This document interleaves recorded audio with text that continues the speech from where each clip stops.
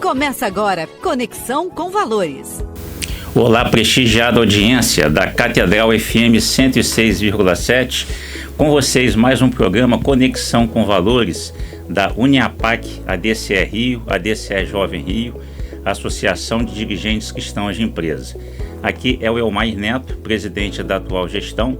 Hoje tendo a satisfação em recebermos aqui em nosso estúdio Aurélio Vander. Seja muito bem-vindo, Aurélio. Olha, Elimar, eu tenho uma alegria enorme de estar aqui com vocês. É a primeira oportunidade que eu tive e que eu possa realmente contribuir com o programa e também com a Catedral, com a Rádio Catedral, que é uma rádio marcante na história do Rio de Janeiro, né? Certamente, Aurélio, que a satisfação será toda nossa. E como o nosso programa bem diz, Aurélio, Conexão com Valores. Fala das conexões pessoais, sociais, que a gente traz desde a casa materna e paterna, que permitem que a gente possa ter um desempenho positivo na nossa sociedade civil onde atuamos, e também os valores que realçam todo esse movimento. Essa origem da família, eu acho que é muito católica, né? Muito cristã, então isso é importante para nós que somos católicos. Com certeza. E o convite que a gente faz é que você conte um pouco da história do menino Aurélio, da sua vida lá em Uberaba, como é que você chegou aqui ao Rio de Janeiro, o olhar pela profissão. Conta aí pra gente. Olha, eu vou te contar uma história mais longa. Eu, apesar de Uberaba, eu comecei minha vida como criança em Tiros. É uma cidade do Oeste Mineiro, onde meu pai começou a vida como funcionário do Ministério da Fazenda. E lá vivemos muito tempo, né? Depois ele entrou na vida política lá da cidade e acabou exilado em Maués. Ficou 3 anos lá. Aquilo foram 3 anos de sofrimento, mas também 3 anos de aprendizado, muito próximo com a minha mãe, que era uma pessoa querida, professora, e com a minha avó, que era também professora e uma pessoa muito querida da cidade. Então ali eu fiz os meus primeiros contatos, as minhas primeiras informações, as minhas primeiras professoras, professora Maria Branca, professora Lendina, que está viva até hoje, vivendo em Brasília. Depois mudamos e começou um ciclo de percurso por Minas Gerais, até meu pai parar de novo em Uberaba. Então foi lá que eu, digamos assim, fiz o exército, lá.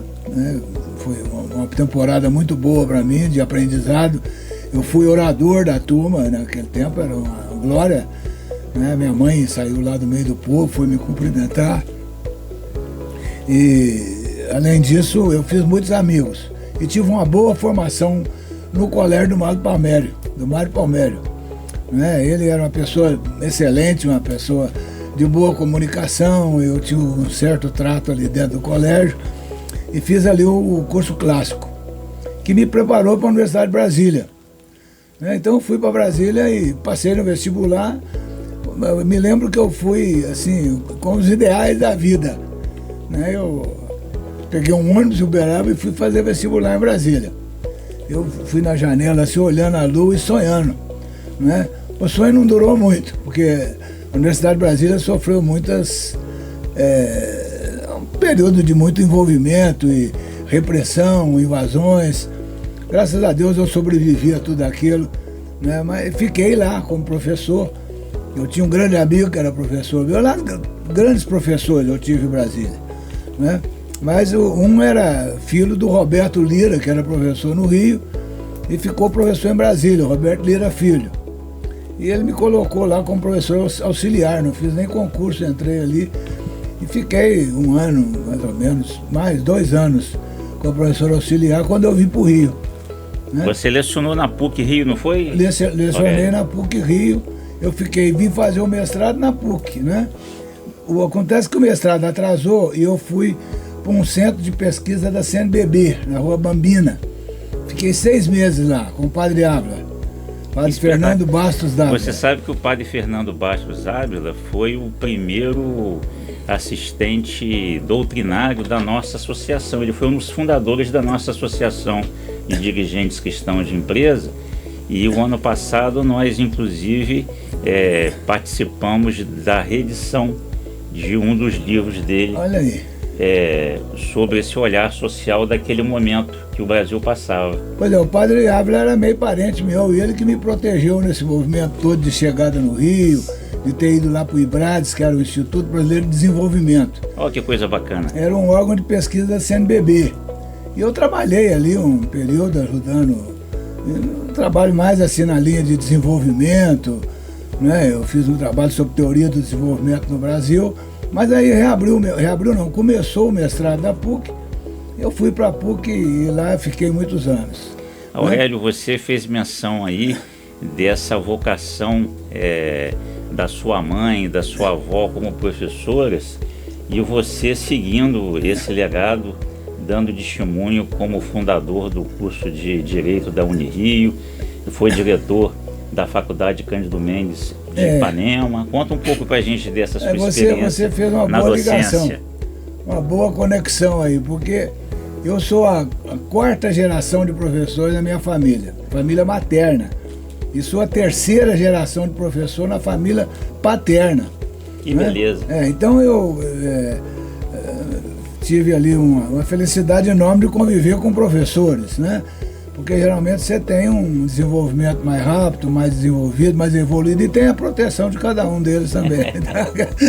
Faz parte.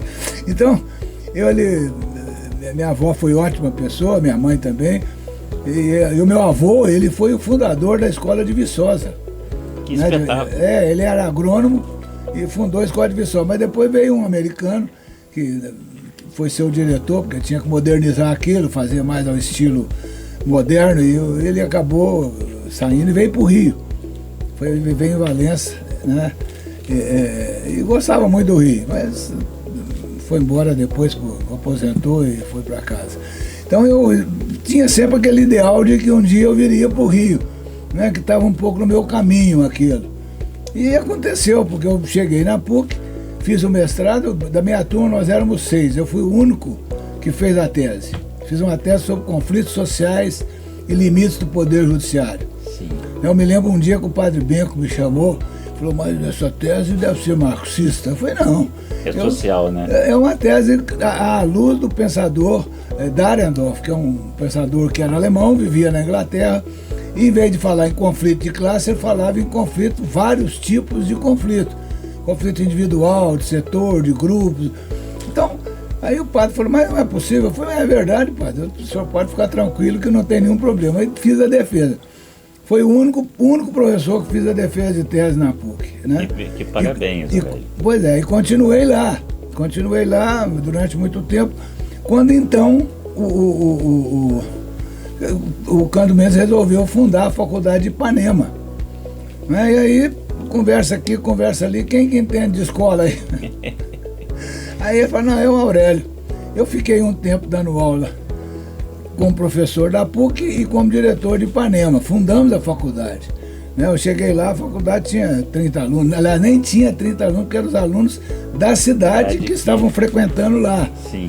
Não, mas quando eu saí dali, fui ser delegado do MEC e outros tantos cargos que eu tive, eu fui delegado do MEC no Rio 5 anos.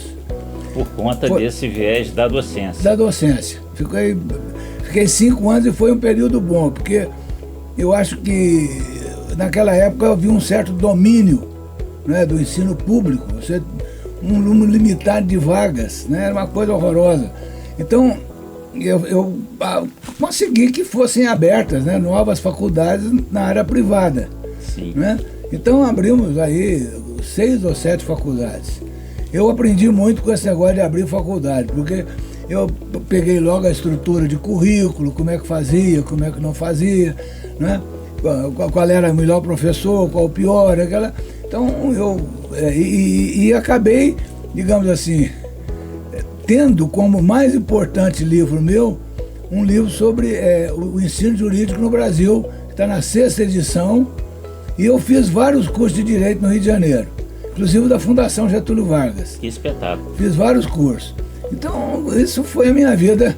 E até hoje eu acho que, às vezes você fala, mas você é procurador federal, porque eu era professor. Então não foi por mais nada. Conta pra gente um pouco dessa sua faceta como procurador, e você foi secretário de Estado do Rio de Janeiro também. Fui secretário de Estado. Conta pra gente aí. A faceta lá como professor, como procurador, foi no INPI. Eu fiquei lotado os procuradores. Naquela época ficava lotado nas autarquias e tal. Hoje são todos advogados da União. Sim. Né? Eu fiquei no INPI e foi um período interessante, porque apesar das dificuldades que eu enfrentei, porque havia um período assim de muito excesso na liberação de marcas. Né? O pessoal soltava as marcas sem muita preocupação. E aquilo era uma coisa meio indisciplinada. Né? Eu acabei conseguindo disciplinar o sistema de vagas lá dentro do INPI, né? Fizemos uma verdadeira revolução, porque aquilo foi muito difícil. Eram homens poderosos, eram figuras importantes do Brasil inteiro. O INPI, ela diz respeito à proteção industrial, correto? Proteção Industrial, Instituto Nacional de Propriedade Industrial. Propriedade Industrial. Eu fiquei lá muito tempo não, eu fiquei 2 para 3 anos.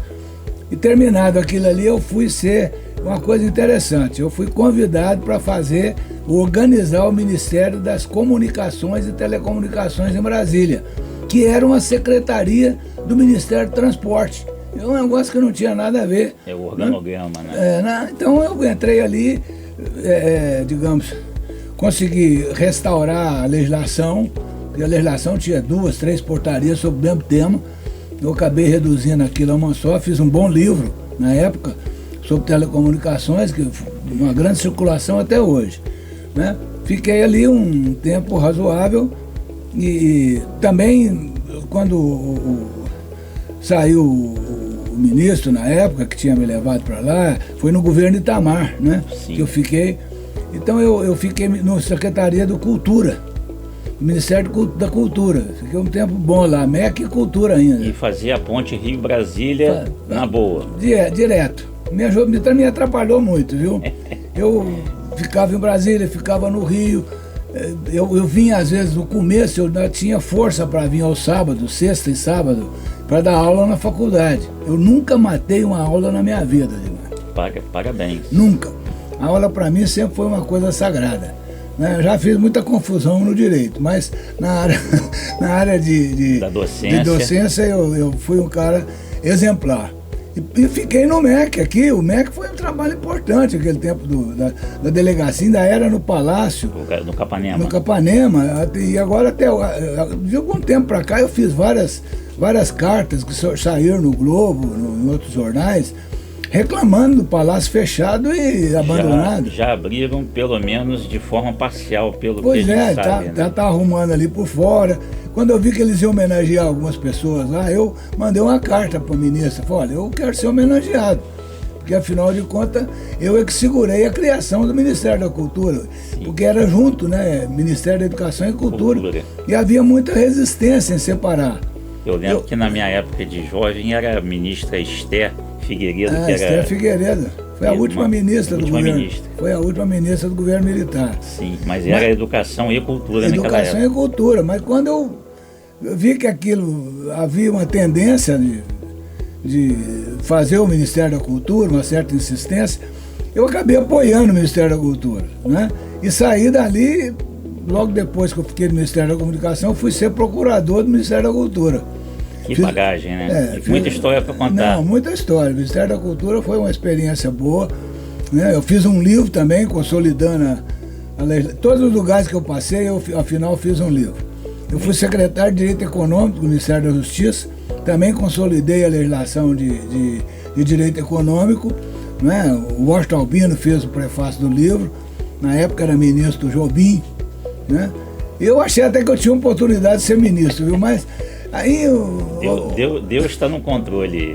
Mas Deus encaminhou a coisa para a eleição, digamos, para a eleição de prolongamento do mandato do Fernando Henrique. E às vezes, quando a gente não é alçado em alguns movimentos que a gente julga que seriam pertinentes, com certeza é uma livração, né? Também foi, eu acho que foi isso. Acabei me livrando de um problema. Mas havia aquela expectativa e o Fernando Henrique quis fazer a eleição, o segundo mandato. Sim. Aí ele precisou do apoio de todos os partidos e da Câmara.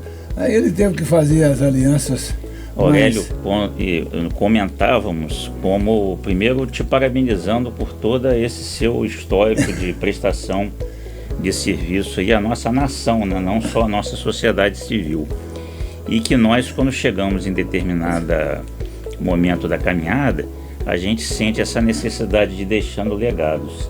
A nossa Associação de Dirigentes Cristãos de Empresa, ela completará 63 anos agora no mês de agosto, aqui no Rio de Janeiro, e sempre com esse viés de fazer ações que sejam ligadas ao bem comum. Ao bem comum. E eu convidaria até quem tivesse interesse, dar uma olhadinha lá no nosso Instagram, @DCRI, o nosso Facebook, a DCRJ, essas gravações no YouTube, e te convidaria que você deixasse um testemunho pessoal do seu olhar em relação a essa atuação da DCE Rio na sociedade civil, e mesmo um convite a seu networking para que possam aderir ao nosso movimento. Ah, claro, eu acho que isso é muito importante e está feito o convite, porque eu acho que esse problema da, digamos assim, prestação de serviço cristão, né?